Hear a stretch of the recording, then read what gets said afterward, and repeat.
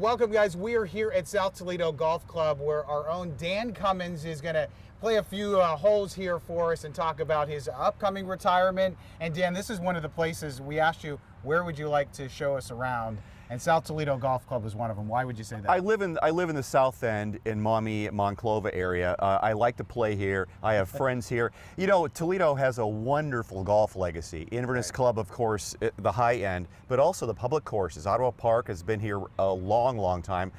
South Toledo celebrated their 100th birthday last year. So wow. A lot of public golf, and the enthusiasm for golf in the Toledo area is fantastic. And you can't beat it on a morning like this. Beautiful weather, the trees along the golf course. It looks like a championship course, doesn't it? As I've gotten older, I'm appreciating golf more. I'm playing probably worse, but I just enjoy being outside, enjoying weather with friends, warm weather, mind you, with friends, and just love being outside. From what I know about you, you don't play when you don't like the cold, so my you standard wouldn't be out here if it was 45 degrees out. Below 70 is my preference, but I have been known to be. But I just bought some gloves, winter gloves, to be able to play out here when it's colder. So nice. Maybe that'll be a life changer for me.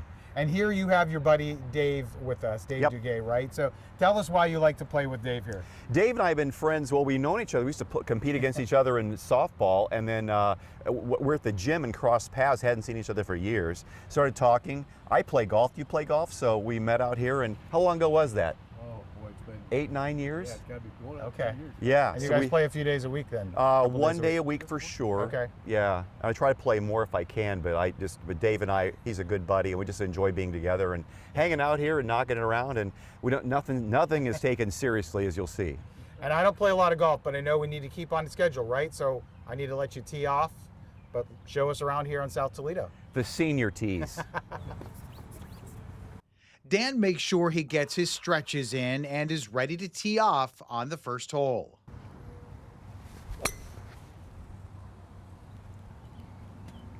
It wasn't pretty, but it got off the tee. Dan, does it always feel good to hit that first shot to start the day, or do you worry No, about because the your first back shot? is stiff. My back is stiff. Oh, man. It's going to be a slow process. But you got to get the muscles warmed up and ready to go, right? Yeah. Hot weather would help. Yeah. And then Dave tees off. No pressure, Dave. Oh, that's the best drive all year. Way to go, partner. He kind of showed you how to do it there, didn't he? He did. What's your strategy off the tee? Are you going for power like a lot of guys do, or are you just trying to hit it as straight as possible and keep it on the fairway? Tim, I want to just put it in play. Yeah, I'm beyond trying to. I just go out there and play. It's just fun being out here today. Do you ever tinker with your swings, No. or do you try to keep it consistent? You know, there's this so-called golf grip. I tried that years ago. I just do a basic, just a basic baseball grip, like a bat. Like it's helped me play mediocre golf for what, 55, 60 years? Mediocre golf. Yeah. Much better than I'd be playing, though. I've leveled off, and that's as good as I'm going to get. And I'm fine with that. I just love being out here. What's your strength of, the long game, short game, putting? What would you say is your strength? Depends on the day, right? Honestly, some days I may come out and hit a tee to green with no problem at all. Other days my short game stands out. But like last week, my short game was awful, and then on Monday it was fine. So who knows what's going to show up. That's what's frustrating about golf. You could have an amazing stretch, and then it falls apart. Then you get back to good again. It's a good life lesson. Is there a hole, Dan, you have that's your favorite here at South Toledo?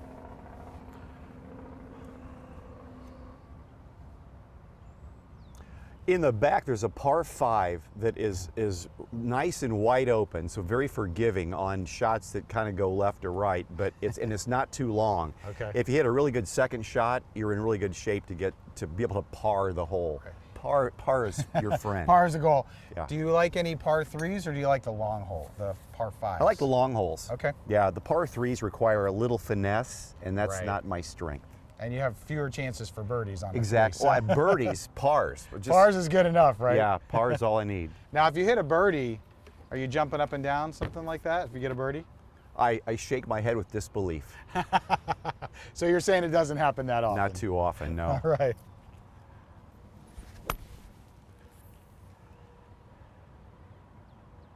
Sit. Sit. Ah. Run up there. Nice shot.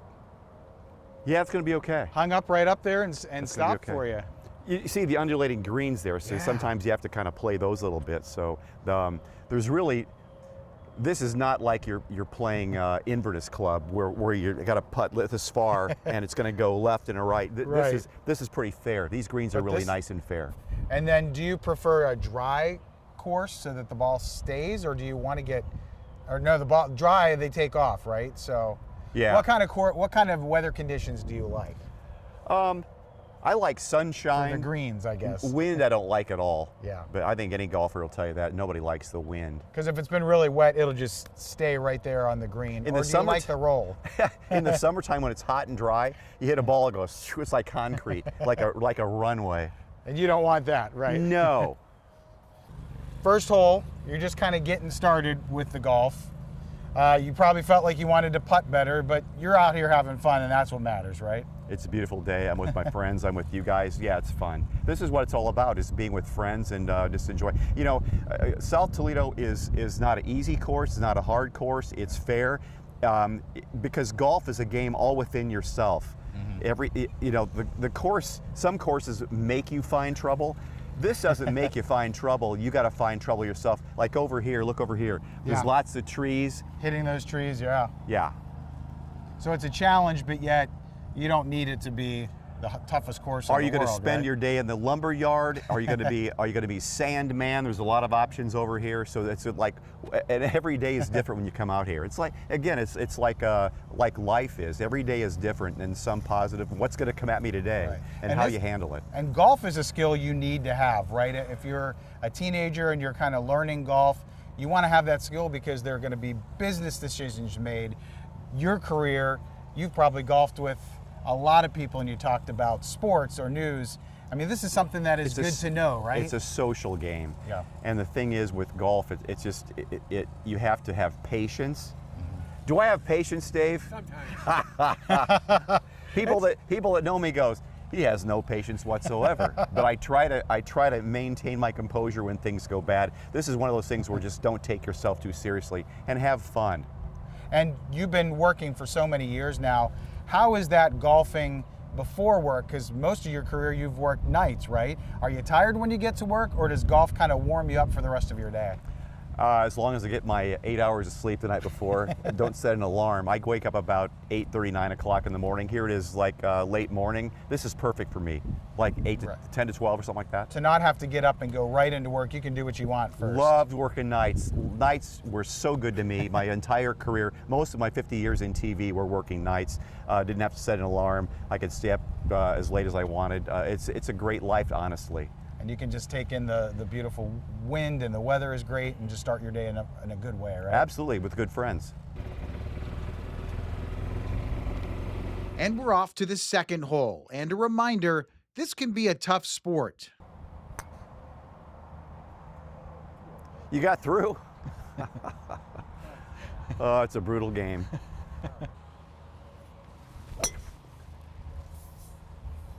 That's more like it.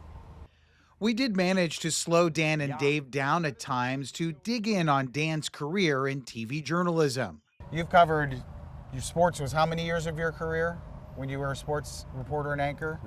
Probably about 40 to 42 years of sports. So you have known golf from a personal standpoint and from a professional standpoint. Did you always enjoy covering the big golf tournaments, the Jamie Farr, the big ones that came to Toledo? LPGA? Yeah, no, we had senior opens, we had PGA championships. The big ones when the national media was here was kind of cool. Getting to see a lot of these professional golfers beyond the public facade, see how they really were. Some good stories and some bad stories about that. But the golf has been one of my favorites. Honestly, though, in all the big stuff I've covered, I thought my number one favorite thing was when Heisman Trophy was awarded in New York, don't know the year, 93, 94, Charles Woodson of Fremont, Fremont Ross, Michigan, wins the Heisman Trophy. I had told our management, I think he can win this. He's a local guy, and they go, "We'll go to New York and do it." So off we went, and we covered the Heisman Trophy ceremony in New York. That was pretty cool. And that's part of the TV side. You have to plan these trips out. Yeah. You had to convince them that this local kid has a good chance of winning the Heisman, so you could get to go, and he did, and you covered it. So Yeah, and the cool thing was the sports information director knew us from covering Charles in high school, and we covered him at Michigan, and he let me interview him first when he came off the TV set, which was very neat. Yeah. So these are moments that, are they playing back in your mind, or if you're golfing, you remember a tournament you covered? Hey, remember this hole, and someone hit a big shot? The famous shot Bob Tway hit out of the sand trap at 18 at Inverness to win a championship to beat Greg Norman, that was one of the greatest moments in golf history. And I was there. I was on top of the Inverness Club roof shooting that, and you got thousands of people below going nuts. It was quite a memory. And that's something, if you see a highlight or you look it up on YouTube, you can always say, I was there for that moment. Yeah. That's amazing. Yeah, January 2003 when the Buckeyes beat Miami in the national championship game, the Fiesta Bowl, that was a memorable moment Controversial ending to the game, so very everyone much will so. always remember that game, right? The first national championship game that went overtime, yeah. Right. One question about covering the golf and seeing all these professionals, did you learn things from them? I mean, they're playing at such a high level. Did you take anything from their game? What I've taken away over the years is that do not emulate the men professionals, the women professionals who are tiny little things and can hit the ball much further than you can. It's all technique.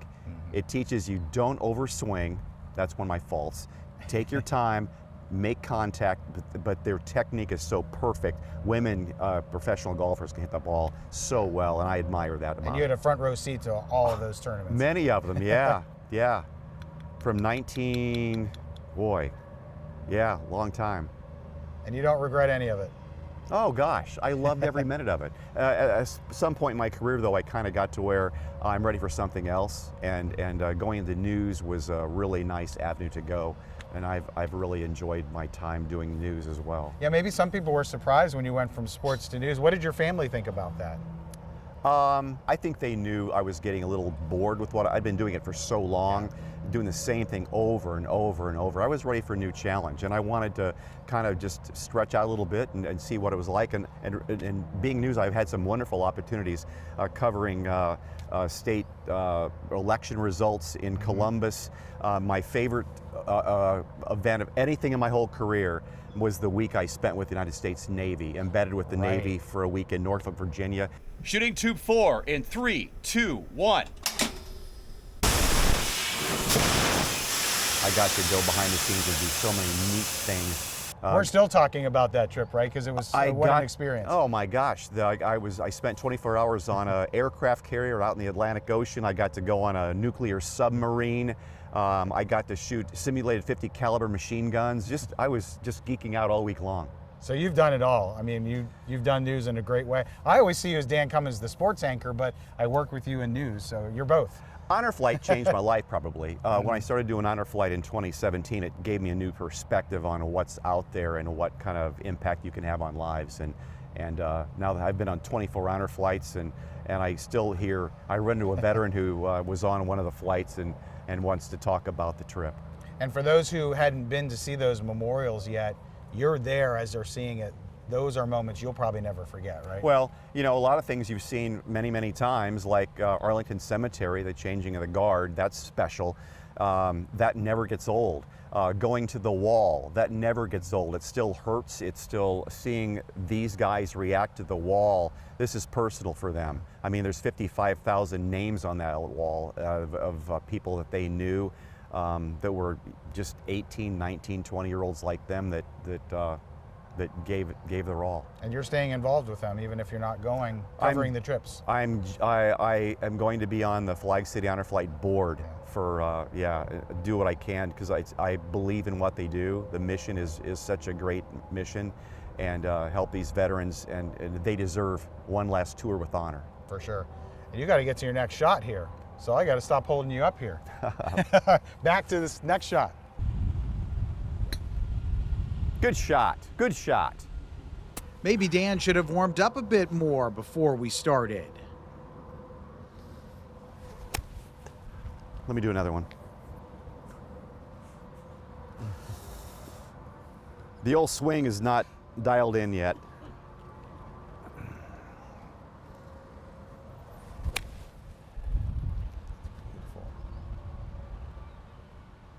That's better. Stop! Stop! What? That was looking amazing, wasn't it? Yeah, it just kept going. But look at that green. I mean, it doesn't look flat anywhere up there, so that's tough. But you had the right distance. Ah. That's a good one. That's a good one. Get up there. Get up there. I'll take that one. That had to feel good, huh? Yeah. Not your ball? Might be up there. Grab the cart. Dave. Dave. Yeah, I saw that. You leave these out in the golf courses and people see them and like, oh, here, there's my ball. Then it's a shell. It's nothing. Little inside prank there. Do you have any special things that you do on the golf course, or you pull out a special way of swinging the club if you need it, or is it whatever the situation dictates? I don't take it too serious. The funniest thing I ever saw on a golf course, I was playing in a scramble where, you know, people hit multiple shots out there. We're looking for a ball. Robert Shields was playing ahead of us in the group ahead of us. He brings marshmallows. Oh, And he no. starts throwing marshmallows on the fairway. Probably the bigger ones, right? The big ones. So like you pull up and like, well, oh, we're up there. No, we're not. That's a marshmallow. He was So having what fun with about that. Dan's retirement? Let's get more out of him on that. You're going to have a lot of time to golf once you retire. Yes. How much will you kick it up as far as how many days you play once you don't have to go into work every day? I've told my wife I'm going to have my job will be in the morning I get up and I do something. I work out. Okay. I may walk, I may lift, I may do a treadmill. I want to be active. My fitness is #1 priority when I retire. Nice. And do something, you know. I might do some yard work. I might come to the club here and hit some shots, just hit some balls and practice. So you've thought this out. You don't want to just sit on the couch or anything. No. I'm too active for that. I'm too young to be to sit in them and just veg. I want to keep very active. But you see yourself playing more golf for sure. Oh, definitely, yeah. I'll spend more time with friends, see more time with my family. We'll take some trips. There's a lot of parts of the country I want to see. I'm looking forward to it. And you'll play in other courses? Have you done that over the years when you've gone on trips? I don't play golf on vacation. Oh, you don't? I don't, no. Okay. Why ruin a good vacation? Why be frustrated when you're having a good time, right? Yeah. Would you like to play some of these big courses that you see on television? Want no part of them. No part of them. I'm a hacker. What if the Tim. Masters said, hey, Dan, you can play the Nope, front nine? No interest. Again, I played mediocre golf for 55, 50, 60 years. I want to just I'm good with what I'm doing. And you've worked so long and so hard all these years. Is this something, I know you'll probably miss work, but are you just looking forward to where the decisions you make are yours, or whatever Barb wants to do with you, that's your driving force? It's not going to work or doing things. I don't know. That's the thing. He went through it. When you retire, you don't know what the future has. Will your health hold firm? What's going to happen down the road? What's happened tomorrow? I'm just looking forward to seeing what's out there. And yeah, all I've done, my whole career I wanted to be in television news. That's all, growing up, that's what I wanted. I got into that for college, for that, got my degree, got a job in television in Peoria in 1976, April 76. Came to Toledo in August of '80, and here we are in a flash. It's been 50 years and it's winding down. So you even think it went a little fast? Life goes at you fast, doesn't it? Life goes at you really fast, and the next thing you know, you've got grandkids and you don't recognize the old man in the mirror. It's tough to accept, but you just go on and enjoy life. And let me ask you real quick about Barb. She's been by your side this whole time. She's good when you go off to play golf, or she's going to be good if you have things that you want to do in retirement? It doesn't all have to be with her. She might need a break from you. Well, I've gone to work all these years. I think she wants her own space. Like, don't you have somewhere to go? Just disappear for a few hours. Give me some time here. Because now you're going to be home all day. All the time. So you have to keep that schedule of doing different things each day. So. I need structure. I probably need structure. I'm a little ADHD anyway, so I need structure in my life, and I'll find things to keep me busy. Make sure you give her her space. Always. Happy wife. Happy life. We continue on at South Toledo Golf Club, one of Dan Cummins' favorite places, as he and his buddy Dave keep battling the course. That's Nice. a good one. That's the way he's been driving all summer. Just like that. It's the summer of Dan, huh? Ah. Oh. Now you got to follow that up with another good shot, though. Well, the problem with this hole is that I can't hit my second shot and carry the creek up there. Oh. So I have to lay up, which takes away the advantage. Like, no matter where I hit, I'm going to have to lay up. But it's just like in baseball. If you start off 1 for 1, you might be setting yourself up for a good afternoon or evening, right? You might. At the plate. So. Yeah. But in baseball, there's no creeks to hit the ball into. That's true. Now, Dave's golf game is heating up. Nice shot. Sir, is it true you do all your best work when you're on camera? Sometimes. We should bring a camera out here more often. And with that water up ahead, Dan says he's going for it. Nope, not gonna make it. A 3-hopper right into the water. Good shot. Sit, sit, sit. There you go. Dan then hits a nice shot onto the green and then gives Dave a little help. There we go. Thank you. Good shot, Dave.